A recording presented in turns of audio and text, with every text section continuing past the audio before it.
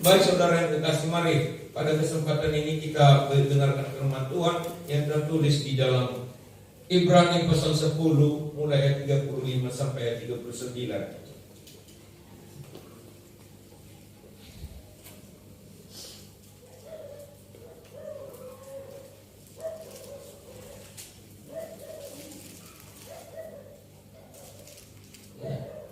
Ibrani pasal 10 ayat 35 sampai 39. Dengarkan baik-baik saudara, saya membacakan itu kepada kita. Sebab itu janganlah kamu melepaskan kepercayaanmu, karena besar upah yang menantinya. Ayat 36.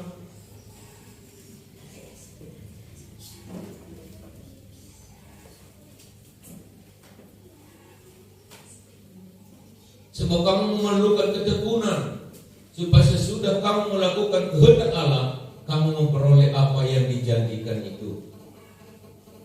Sebab sedikit, bahkan salah sedikit waktu lagi, dan Ia yang akan datang sudah akan ada tanpa menangguhkan kedatangannya. Tetapi orangku yang benar akan hidup oleh iman, dan apabila ia mengundurkan diri, maka aku tidak berkenan kepadanya. Tetapi kita bukanlah orang-orang yang mengundurkan diri dan binasa, tetapi orang-orang yang percaya yang beroleh hidup. Amin, saudara. Nah, firman Tuhan kepada kita pada kesempatan ini yang mengajarkan kita untuk maju terus, berusaha untuk maju terus. Jangan surut dalam mengikut Tuhan, jangan surut dalam mengikut Tuhan, tetapi berusaha untuk maju terus. Ya. Mungkin saudara yang kekasih, ada saat-saatnya kita mengalami perjalanan hidup yang berat, karena perjalanan hidup yang seperti menaikkan jalan tanjakan, ya, atau berbukit, bergunung jalan yang kita jalani, sehingga kita menjadi lelah dan ngos-ngos, ingin berhenti dan mundur saja ke belakang. Jangan saudara, berjalanlah pelan, walaupun pelan, tapi yakinlah saudara akan sampai ke puncak tepat pada waktunya. Mungkin jalan kita berbatu-batu dalam menjalani hidup ini. Yang harus kita lakukan, tidak perlu mundur, lakukanlah perjalanan terus. Hanya saja berhati-hatilah. Kalau kita berhati-hati dalam menjalani, walaupun jalan itu ya berlumpur dan berbatu-batu, pasti kita akan tenang, selamat, dan tidak akan jatuh. Yang kita perlukan saudara yang kasih adalah anti bantingan. Kalau kita naik kendaraan misalnya, anti bantingan. Ya. Mungkin banyak bantingan dalam perjalanan hidup kita. Kalau kita memiliki anti bantingannya atau stop yang bagus, kalau di kendaraan sepeda motor, maka kita tidak akan merasakan kesakitan. Haleluya. Iya. Jadi apa anti bantingan kita? Inilah persekutuan dengan Tuhan. Inilah doa-doa kepada Tuhan. Inilah firman Tuhan yang kita pelajari. Inilah kekuatan Roh Kudus yang menopang dan memimpin, menuntun kehidupan kita. Haleluya. Mungkin juga saudara yang kasih, jalan kita dihalangi, dipersulit, dihambat, ada tantangan. Tadinya kita sudah lancar menjalani jalan itu, sekarang ada halangannya, ada hambatannya, ada bentengnya. Saudara, dalam hal ini jalanilah saudara jalan yang Tuhan tunjukkan kepada kita. Ya. Ada seorang hamba Tuhan yang pernah mengatakan, kalau orang menuntut jalan bagimu, bukalah jalan lain. Dan bagaimana membuka jalan lain? Mintalah hikmat kepada Tuhan untuk menunjukkannya, cara membuatnya. Meminta hikmat kepada Tuhan, apa yang harus saya perbuat Tuhan. Kalau sudah keadaan seperti ini, sekarang saya sedang menemukan jalan buntu dalam jalan saya, apa yang harus saya lakukan? Maka dengan itu saudara, Tuhan akan menunjukkan kepada kita untuk membuka jalan yang tepat. jalan yang terbaik.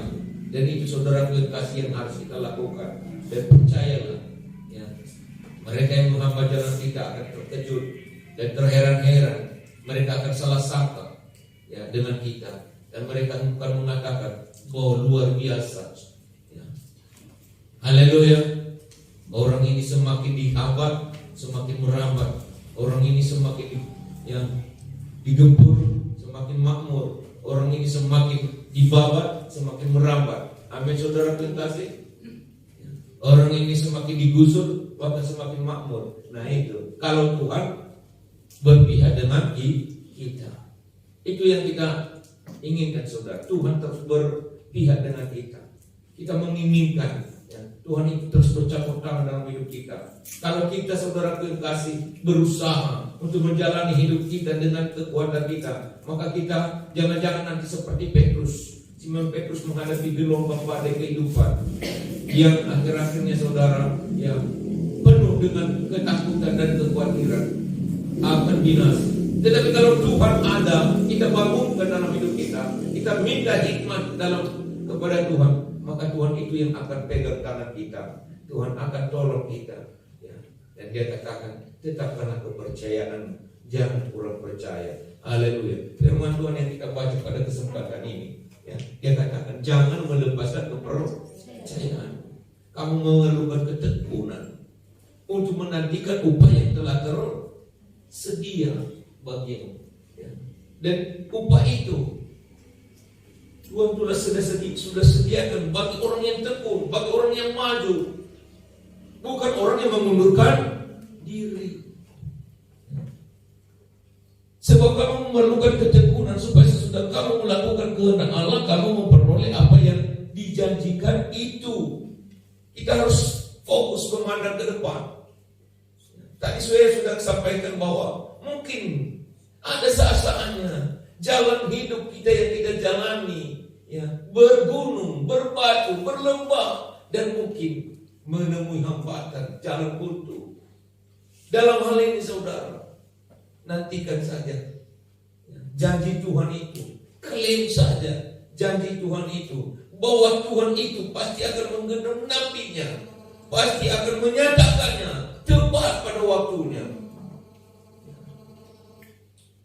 Mungkin kita dihantui oleh bayang-bayang maut, lembah kekelaman, tetapi katakanlah seperti apa yang Daud katakan di dalam Mazmur pasal 23 itu, Tuhan adalah gembalaku, aku tidak takut bahaya. Gadamu dan tongkatmu itulah yang menuntun aku. Aku tahu Tuhan, Engkau akan menuntun aku, mengantar aku ke rumput yang hijau dan ke air yang tenang.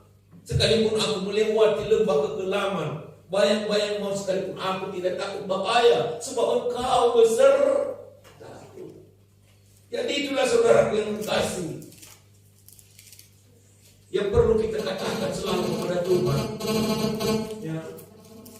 Pernah dengarkan cerita Ciput, saudara? Ciput, Ciput, ya, memanjat pohon ceri. Haleluya. Nah, jadi saudara yang kekasih, pada satu waktu di musim semi, Ciput ini, saudara, memanjat pohon seri. Nah, satu waktu ketika dia memanjat pohon itu, saudara, dia kan, kita tahu bahwa jalannya kan pelan, ya, tidak begitu cepat seperti plus, seperti misalnya Coaster atau kayak gelana, binatang-binatang yang lain lah, musang kalau memanjat, ya, gerak. Tapi ini, saudara, kan pelan. Nah, karena itu, saudara, ada di sekitar pohon-pohon itu, di dahan-dahan pohon itu banyak burung-burung bertengger, ya, dan mengoloklah si Ciput ini. Nah, ketika mereka mengolok, saudara, mengejek, dan mereka mengatakan, "Oh, Ciput, tolong, ya, untuk apalah kau memanjat pohon seri itu? Tidak ada buahnya. Kami di atas ini melihatnya. Untuk apalah kau memanjat? Sia-sia aja. kamu manjat, nggak ada buahnya. Apa yang kau harapkan, nggak ada buahnya. Nah, apa kata si Cipul? Dia katakan, iya, saya mau tetap memanjat. Karena walaupun saat ini tidak ada buahnya, tetapi saya punya harapan setelah nanti saya sampai ke atas, pohon ceri ini sudah berbuah. Nah, itulah saudara harapan si Cipul. Dia punya satu visi, dia punya satu pandangan ke depan, pikiran ke depan, bahwa karena dia menyesuaikan langkahnya, karena dia tahu bahwa dia adalah tidak seperti binatang yang lain memanjat terlalu cepat, tetapi dia pelan, tetapi pasti dia akan sampai. Dia katakan pasti dia akan sampai. Dan ketika nanti dia akan sampai, maka pohon itu sudah berbuah. Haleluya. Nah, saudaraku yang kekasih di dalam Tuhan Yesus, ini adalah gambaran kepada kita bahwa Cipul ini walaupun pelan, tetapi dia memiliki satu pandangan ke depan. Satu waktu dia akan berhasil. Satu waktu pohon itu akan memberi buah yang dia perlukan. Inilah yang Tuhan janjikan, bahwa upah yang menanti sudah tersedia. Jadi jangan mundur, jangan berhenti tiba-tiba, jangan surut, apalagi kita dalam mengikut Tuhan. Karena itu Tuhan itu mau menggenapi janjinya. Tuhan itu mau menggenapi janjinya. Kita bukan anak-anak Tuhan yang mundur. Kita coba ulang lagi saudara, ayat 35 tadi. Sebab itu janganlah kamu melepaskan kepercayaanmu, karena besar upah yang menantinya. Artinya jangan melepaskan kepercayaan. Saudara, saya, kita semua sudah menaruh percaya kepada siapa? Tuhan Yesus, Yesus Kristus. Nah, dia sudah menjanjikan kepada kita pengharapan. Dia sudah memberikan kepada kita keselamatan. Dia sudah memberikan, menyediakan kepada kita hidup kekal. Jadi jangan melepaskan kepercayaan kita. Ada kuasa di tangannya, kekuasaan di dalam tangannya. Dia yang berkuasa di surga, dia yang berkuasa di bumi, dia yang berkuasa di atas segala-galanya, termasuk bagi hidup kita semuanya. Karena dia yang berkuasa, maka harapan kita, kepercayaan kita, mari kita arahkan, mari kita tunjukkan hanya kepadanya. Dia menyediakannya, karena besar upah yang menantinya. Apa upah kita? Upah yang menanti itu saudaraku adalah janji-janjinya itu. Janji-janjinya. Ayat 36. Sebab kamu memerlukan ketekunan. Nah, untuk mencapai itu ketekunan sama seperti Cipul tadi saudara. Haleluya. Tekun. Supaya sesudah kamu melakukan kehendak Allah, kamu memperoleh apa yang dijanjikan itu. Jadi jangan surut, jangan mundur, jangan mengelak, bahkan apalagi berdalih, mengarang-arang alasan. Kadang-kadang kita ini kan, banyak orang kan suka mengarang alasan dalam mengikut Tuhan. Jangan. Alasan itu mungkin pernah saya katakan, terhadap seseorang, terhadap sesama manusia bisa berguna, tapi di hadapan Tuhan tidak ada alasan kita, hanya dua macam, percaya atau tidak. Kalau percaya ya udah ikuti saja, walaupun jalannya berat, kan begitu ya. Kalau tidak, ya itulah kita yang memikirkannya. Tapi kalau percaya, bertekunlah. Sebab kamu memerlukan ketekunan supaya sesudah kamu melakukan kehendak Allah, yang sesuai kehendak Allah kita lakukan, kamu memperoleh apa yang dijanjikan. Itu ayat 37.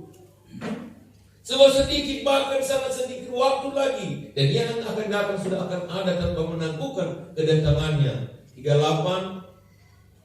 Tetapi orangku yang benar akan hidup oleh iman. Dan apabila dia mengundurkan diri, maka aku tidak berkenan kepadanya. Nah, jangan mengundurkan diri. Ya, itu maka di dalam ayat 25 sebelumnya, Ibrani 10 ayat 25, ya, janganlah menjauhkan diri dari ibadah, dari pertemuan ibadah. Ya, coba tinjau sebelumnya konteksnya ayat 25, Ibrani 10 ayat 25.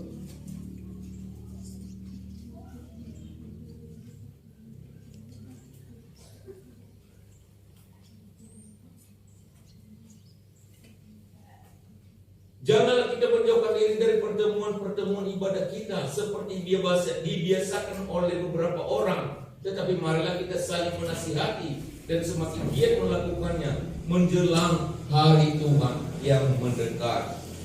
Jadi hari Tuhan sudah mendekat. Ya. Jadi jangan menjauhkan diri dari pertemuan ibadah kita. Saya yang mengatakan ini, saudara, tapi Alkitab. Karena ada saat, ada waktunya, tepat waktunya Tuhan berikan janji-janjinya. Nah, jadi ayat 39 tadi sebagai akhir. Tetapi kita bukanlah orang-orang yang mengundurkan diri dan binasa, tetapi orang-orang yang percaya yang beroleh hidup. Nah, Abraham kita kenal sebagai bapak orang beriman, bapak orang percaya. Dalam perjalanannya, saudaraku, ya, dia mengalami banyak hambatan dan tantangan dalam perjalanan. Bahkan sampai Lot meninggalkan dia, lari ke lembah Sodom dan Gomora. Dia ditinggalkan di satu daerah Tarsus. Tetapi dia tetap percaya kepada Tuhan, bahwa di mana pun saya Tuhan tempatkan, di situ juga Tuhan akan berbuat yang terbaik. Haleluya. Di mana Tuhan saya tempat, di mana saja Tuhan menempatkan saya, di situ juga mujizat bisa nyata. Ishak juga begitu, saudara. Ketika terjadi kelaparan, ketika terjadi kekeringan, ya, di negeri orang yang ditempatinya, saudaraku, maka Tuhan berkata kepadanya, jangan engkau pergi kemana-mana, jangan engkau pergi ke Mesir, jangan engkau pergi ke Arab, jangan engkau pergi, ya, kemana-mana, tinggallah tetap di tempatmu, menaburlah di tanah itu. Di dalam Kejadian pasal 26 kalau nggak salah ayat 12, menabur sajalah di tanah itu. Maka Ishak mendengarkan firman Tuhan, melakukan kehendak Tuhan itu, sehingga dia menabur di tanah yang kering, di mana tidak ada lagi tumbuhan di sana, di mana tidak ada lagi ternak-ternak yang bisa, ya, hidup di sana, karena memang masa sulit, ya, krisis makanan, tidak ada hujan turun. Tetapi Ishak mengikuti kehendak Tuhan saja. Apa yang terjadi? Mujizat terjadi. Yang disalah sangka oleh orang-orang sekitarnya. Ishak menuai hasil tanaman di tanah yang kering itu sampai 100 lipat kali. Coba Kejadian 26 kalau nggak salah, ayat 12. Ini Tuhan ingatkan saya, Roh Kudus ingatkan saya untuk menyampaikannya. Maka menaburlah Ishak di tanah itu, dan dalam tahun itu juga ia mendapat hasil 100 kali lipat, sebab ia diberkati Tuhan. Kalau Tuhan memberkati saudara, ya, tanah itu katanya, maka menaburlah Ishak di tanah itu. Kenapa diingatkan tanah itu? Kalau kita baca konteksnya, memang tanah itu tidak mengizinkan untuk menabur tanaman karena memang kering, retak-retak karena masa kemarau panjang. Tetapi toh karena Tuhan menyuruh dia menabur di tanah yang kering itu, maka Tuhan yang berencana untuk memberkati. Haleluya. Jadi jangan kita berpikir bahwa hanya di tanah yang bagus, di tempat yang bagus saja kita menabur. Tidak. Di tempat ini juga bisa kita menabur dan kita akan menuai 100 lipat kali ganda, karena Tuhan yang memberkati. Haleluya. Banyak orang kadang-kadang meninggal, nggak ada lagi artinya di sini, nggak ada lagi gunanya di sini, mundur saja. Karena banyak burung-burung yang berkicau kepada siput tadi, saudara, ya, mengatakan sia-sia kamu ya terus di pohon itu, tidak ada buahnya. Tidak, aku tetap di sini, aku tetap memanjat, aku tetap berusaha maju, aku tetap berusaha naik. Karena kalau saya sudah naik, sudah sampai, Tuhan telah menyediakan buah yang terbaik bagiku. Nah, jadi maka menaburlah Ishak karena itu, dan dalam tahun itu juga ia mendapat hasil 100 kali lipat, sebab ia diberkati Tuhan. Luar biasa. Nah, jadi kita tidak perlu pergi, saudara yang kasih, kalau kita mengalami yang krisis, kekurangan di sini, lalu kita meraung-raung, pergilah, ayo mengungsi saja, tinggalkan ya ini, pergi ke Malaysia, pergi ke Singapura, pergi ke Australia, pergi kemana-mana. Tidak. Nah, Abimelek atau Elimelek ya, yang pergi ke Moab, Abimelek ya, atau Elimelek ya, yang pergi ke Moab. Nah, akhirnya di sana saudara yang kasih mengalami satu penderitaan karena ditinggalkan Bethlehem, Efrata, pergi ke sana bersama istrinya Naomi. Sampai di sana saudaraku, bukan yang enak didengar, makan semakin mundur. Sama seperti siapa namanya Lot juga, ditinggalkannya Abraham karena mereka ada di satu daerah yang tidak mengizinkan makanan untuk para ternak-ternaknya. Dia lihat lembah Yordan, dia lihat lembah Sodom dan Gomora subur. Aku ke sana saja, paman saudara bapaknya si Abraham ini. Aku ke sana saja. Enggak enak di sini. Dia pergi sana, saudara pengkasih. Rupanya di lembah Sodom dan Gomora mengalami satu api belerang. Bukan bertambah maju kerohanian, makan mulai bertambah surut. Tadinya ya enggak berjudi, akhirnya udah bebas berjudi, kan begitu istilahnya. Tadinya di sana sini ya sama-sama Abraham diajarin berdoa, diajarin bersatu selalu di dalam kemah sembahyang. Ya. Sana udah enak-enak, bebas-bebas. Akhirnya bagaimana lingkungan Sodom dan Gomora udah masuklah di dalam kehidupan Lot. Nah, akhirnya ketika Tuhan melihat itu, saudara kasih, terlibatlah si Lot mengalami permasalahan kehidupan sampai istrinya menjadi tiang garam. Nah, jadi saudara kasih, marilah jangan kita mundur, tapi maju, tetap berusaha maju walaupun berat perjalanan ini, walaupun banyak halangan, walaupun banyak hambatan, walaupun banyak rintangan. Berusaha terus majulah.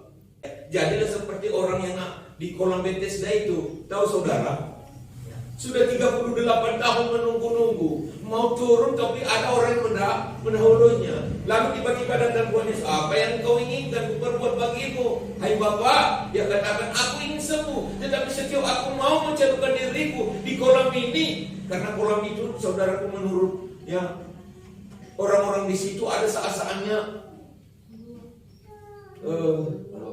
meluap, menyemburkan airnya.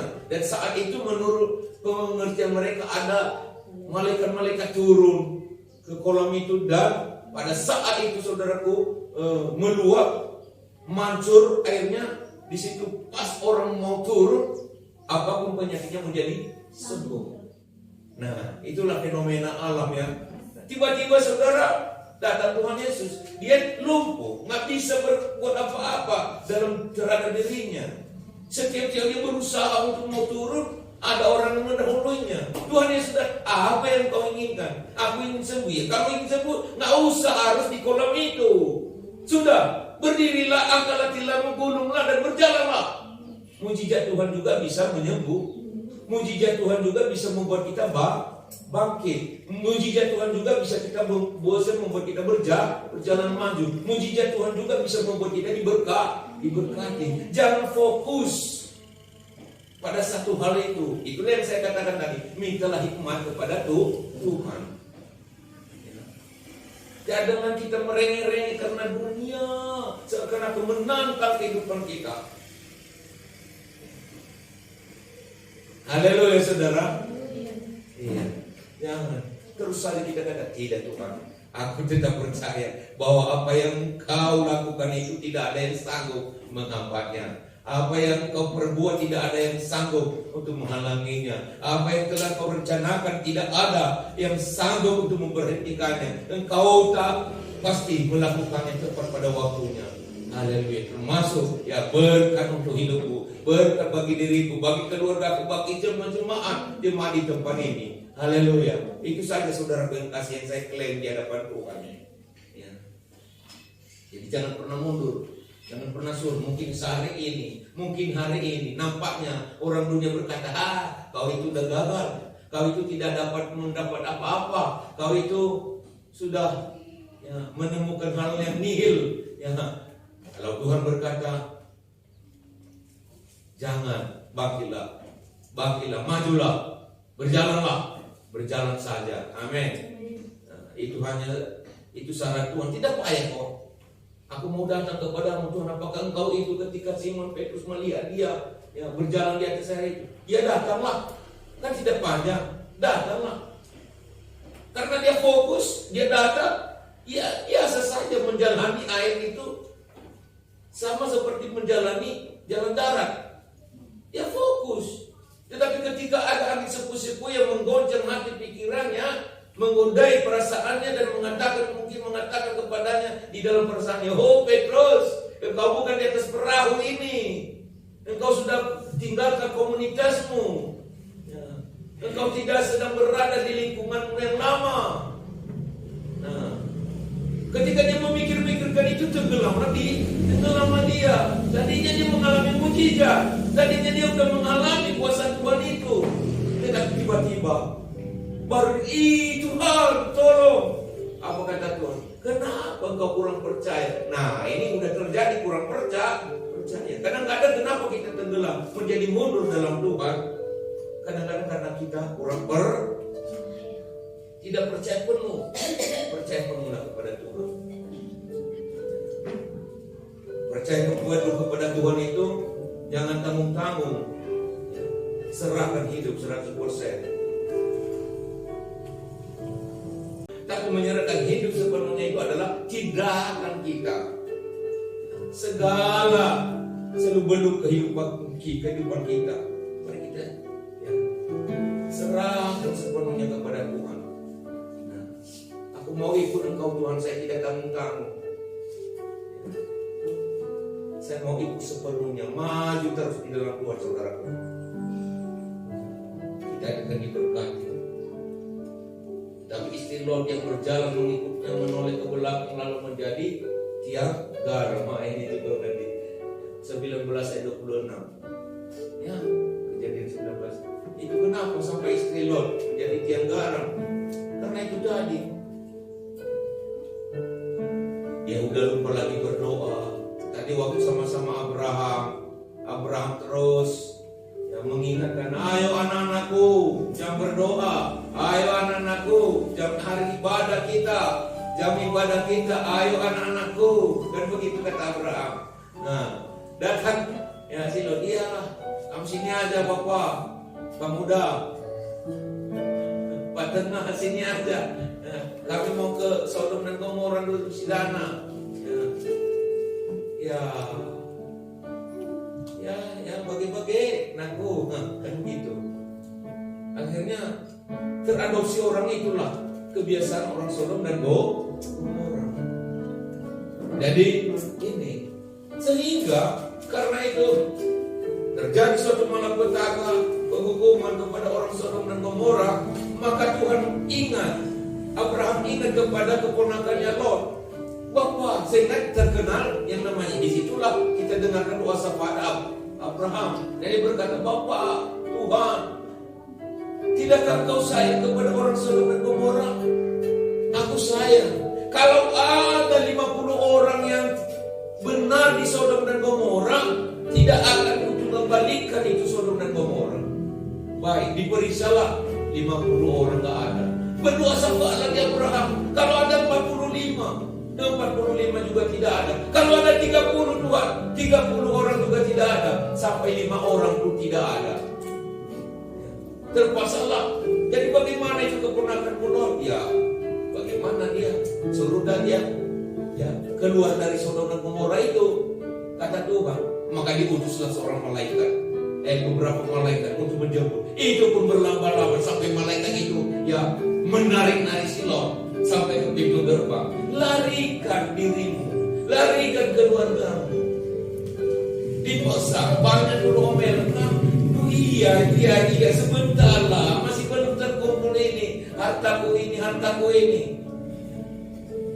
Jadi pergilah ke Zoar, supaya janganlah kau suruh kami itu terlalu jauh, di kampung yang dekat-dekat saja.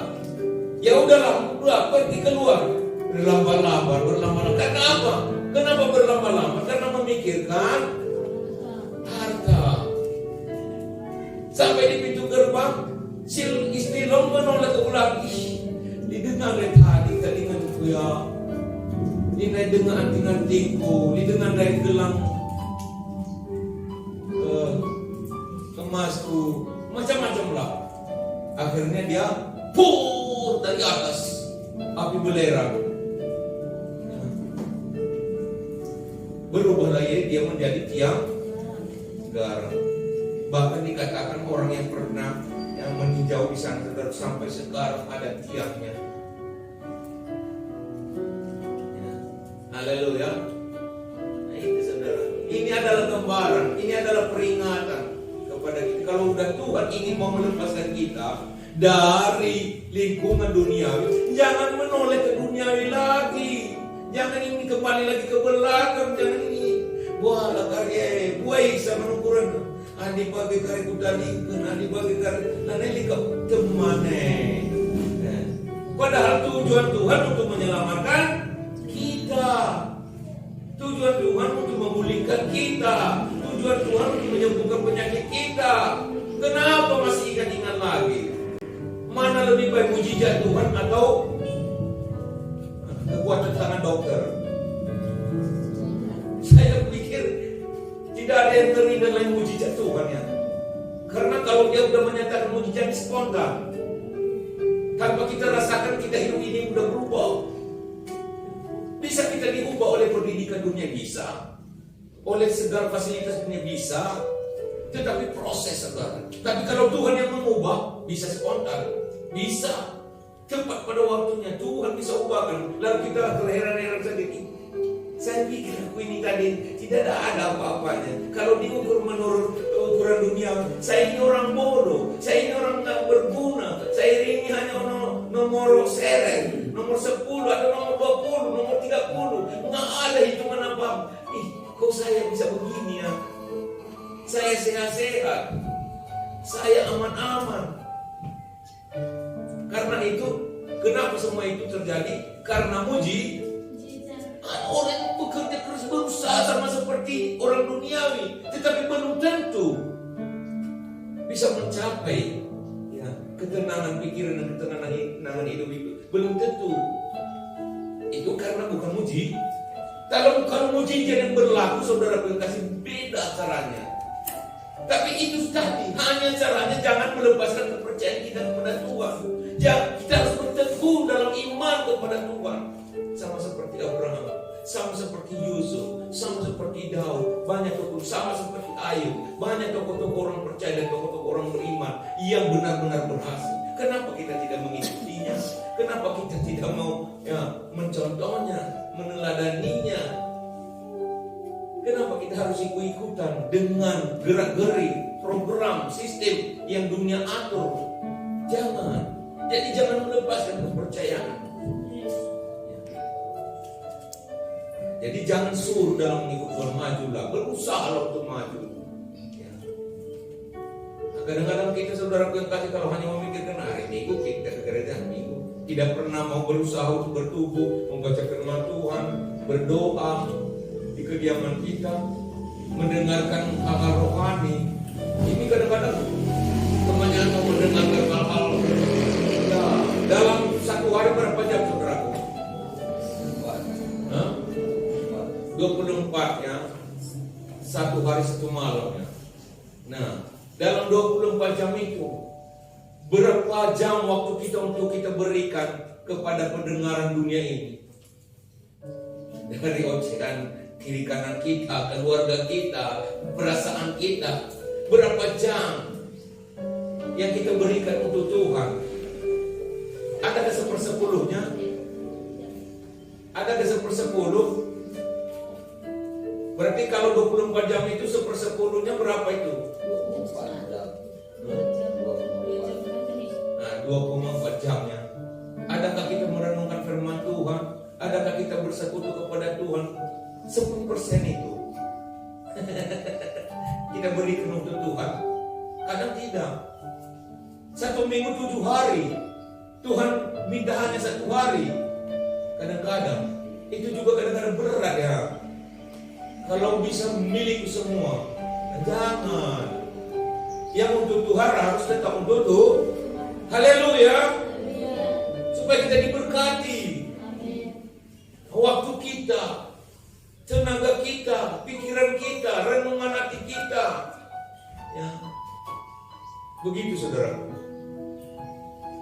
Haleluya. Jadi inilah renungan firman Tuhan kepada kita pada kesempatan siang hari ini. Yang kita ambil di dalam Ibrani 10 ayat 35 sampai 39 ya, mengatakan kepada kita, tetaplah percaya, tekunlah beriman, jangan mundur, karena anak-anakku ya, itu anak-anak Tuhan itu tetap beriman dan tidak mau mundur. Tidak ada kamus pikirannya istilah mau mundur, tetap maju, berusaha maju. Amin. Baik saudara, mari kita